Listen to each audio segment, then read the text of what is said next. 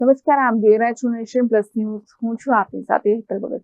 Pipavav port દ્વારા LPG jetty માટેની શરૂ કરેલ ડ્રેઝિંગની કામગીરીના કારણે શિયાળબેટ ગામ અને માછીમારોને નુકસાનની સ્થિતિ સર્જાઈ રહી છે.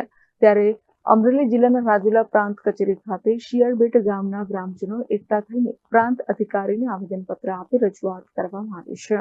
અમરેલી જિલ્લાના અરબી સમુદ્રની વચ્ચે જાફરાબાદ તાલુકાનું શિયાળબેટ ગામ આવેલું છે. શિયાળબેટ ગામ 15,000 ઉપરાંત વસ્તી ધરાવતું ગામ છે. અહીં આ ગામમાં જવા માટે માત્ર દરિયાઈ જ માર્ગ છે અને બોટમાં બેસીને ગામમાં પ્રવેશ મેળવી શકાય છે. શિયાળબેટ ગામના લોકો માછીમારી કરી પોતાનું ગુજરાન ચલાવે છે. ત્યારે પીપાવાવ પોર્ટ દ્વારા એલપીજી જેટી બનાવવા માટે ડ્રેઝિંગની કામગીરી શરૂ કરવામાં આવી છે. ડ્રેઝિંગની કામગીરીના કારણે શિયાળબેટ ગામ અને માછીમારોને નુકસાનની સ્થિતિ સર્જાઈ તેમ છે. આ ડ્રેઝિંગની કામગીરી દરમિયાન માછીમારોના બોયા કંપની દ્વારા કાઢી નાખવાનું કહેતા માછીમારોમાં ભારે રોષ જોવા મળ્યો હતો. જો અહીં માછીમારો બોયા કાઢી નાખે તો તેમની રોજગારી છીનવાઈ જાય તેમ છે અને જો બોયા કાઢી નાખવામાં આવે તો માછીમારી વ્યવસાય બંધ થઈ શકે છે.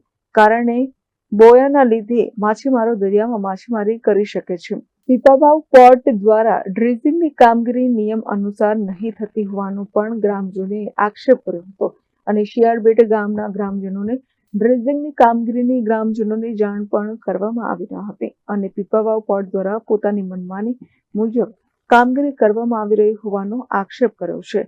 ત્યારે હાલ પીપાવાવ પોર્ટ સામે ગ્રામજનોએ ભારે રોષ વ્યક્ત કર્યો હતો. પીપાવાવ પોર્ટ દ્વારા જેટી બનાવવાને કારણે દરિયાનું સ્તર ઊંચું આવશે, પરંતુ શિયાળબેટ ગામ ભવિષ્યમાં ડૂબી જશે તેવી પરિસ્થિતિ નિર્માણ થાય તેમ છે. ડ્રેઝિંગની કામગીરી ખૂબ જ ઊંડાણપૂર્વક કરવામાં આવી રહી છે, જેના કારણે દરિયાના પેટાળમાં રહેલા પથ્થરો પણ તોડીને ચેનલ બનાવવા આવી રહેલ હોય.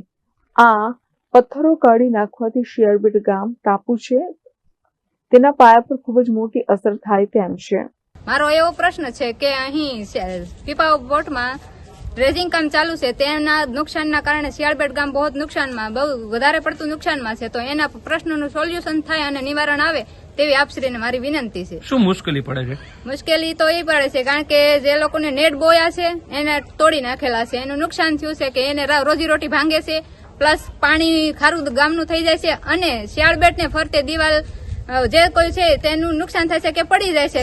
2-3 વર્ષની અંદર ગામ પણ બે ભાગ થતા વાર નહીં લાગે. તોફાન આવશે, સુનામી આવશે તો ગામને બહુ મોટી નુકસાન થાય એવું પ્રોબ્લેમ અમારી. ડ્રેઝિંગના કારણે શિયાળબેટ ગામ વિસ્તારની પીવાના પાણીના જે બોર તે ક્ષારયુક્ત થઈ જશે અને ગામમાં સ્વાસ્થ્ય પણ જોખમમાં મુકાય તેવી સ્થિતિ થઈ જશે. પીપાવાવ પોર્ટ દ્વારા માછીમારોની રોજીરોટી પર અસર પડે તે રીતે ડ્રેઝિંગની કામગીરી કરતા કેટલા અંશે વ્યાજબી ગણી શકાય તેવા પ્રશ્નો ઉઠે છે. ત્યારે પીપાવાવ પોર્ટ દ્વારા આ બાબતને ગંભીરતાથી લઈ શિયાળબેટ ગ્રામજનોના પ્રશ્નોનું નિરાકરણ કરવામાં આવે તેવી માંગ ઉઠવા પામી છે. આ બાબતને લઈ શિયાળબેટ ગામના સરપંચ સહિત ગ્રામજનો રાજુલા પ્રાંત કચેરી ખાતે આવી પહોંચ્યા હતા. પ્રાંત અધિકારીને આવેદનપત્ર આપી રજૂઆત કરવામાં આવી હતી અને જો 24 કલાકમાં માછીમારોના બોયા કાઢી નાખવાના પ્રશ્નનું નિરાકરણ કરવામાં નહીં આવે તો આંદોલન કરવાની ચીમકી ગ્રામજનોએ ઉચ્ચારી હતી. હવે જોવાનું રહ્યું કે શું પીપાવાવ પોર્ટ શિયાળબેટ ગામના લોકોના હિતમાં નિર્ણય લે છે કે નહીં, તે આવનારો હવે સમય જ બતાવશે. આજે અમે રાજુલા ખાતે પ્રાંત સાહેબને આવેદનપત્ર દેવા માટે આવ્યા હતા. જાફરાબાદ તાલુકાનું શિયાળબેટ જે શેવાળાનું ગામ અને દરિયા વચ્ચે ટાપુ છે. તો અત્યારે હાલની અંદર જે ગુજરાત પીપાવાવ પોર્ટ છે એનું એલપીજી જેટીનું નવીનીકરણ માટે જેટી બનાવે છે. તો અત્યારે ડ્રેઝિંગ આવ્યું છે તો આ જે સાગર ખેડો છે એના બોયા માટેનો પ્રશ્ન હતો. તો કંપની અત્યારે એમ કહે છે કે એના બોયા હટાવી લેવામાં આવે. તો જે જયારે કંપની નહોતી એ પેલા આ લોકોના બોયા હતા. અત્યારે સાહેબ એ લોકોનો દરરોજનું 1500 થી 3000 રૂપિયા સુધી દરરોજની એની ઇન્કમ હતી. દરરોજનું એનું પોતાનું બાળકોનું ભરણ પોષણ 1500 થી 3000 રૂપિયા સુધીની કમાઈ લેતા. અત્યારે જે કંપની જે ડ્રેઝિંગ આવ્યું તો અત્યારે કંપની એમ કહે છે કે એમના બોયા કાઢી લેવામાં આવે. તો એ પેલા એ લોકોને સાગર ખેડૂતોને કંપનીએ જાણ પણ નથી કરેલી કે અમે ટૂંક સમયમાં આ નવીનીકરણ પ્રોજેક્ટમાં અમે તમારી અનુમતિ નથી લીધી અને અત્યારે એમ કહે છે કે તમારા બોયા હટાવી લો.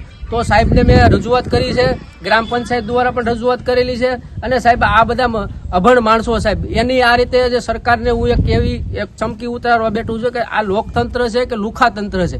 સાહેબ આજે લોકતંત્ર હોય તો લોકોને જાગૃત કરીને ગમે એ કંપનીની પરમિશન અથવા ગમે એ અન્ય કામ જે કઈ સરકાર કરતી હોય સાહેબ લીગલ રીતે કરતી હોય તો આવા લોકોના બચારાનો ભોગ ન બને. અત્યારે ભૂખ્યા અને તૈરા છે એ લોકોએ છેલ્લા 4-5 દિવસથી પણ અન્નનો દાણો પણ એનો ત્યાગ કર્યો છે કે અમારા બાળકોનું ભરણ પોષણ અટક્યું છે.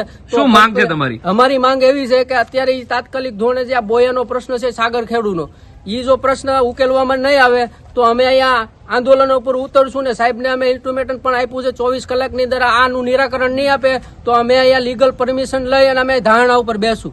Dharmesh Mehta, nation plus news, Rajula. સમાચારોના સતત અપડેટ મેળવવા માટે અમારી નેશન પ્લસ ન્યૂઝની યુટ્યુબ ચેનલને સબસ્ક્રાઇબ કરો, બેલ આઇકન દબાવો અને જોડાયેલા રહો ફેસબુક, ઇન્સ્ટાગ્રામ અને ટ્વિટર પર.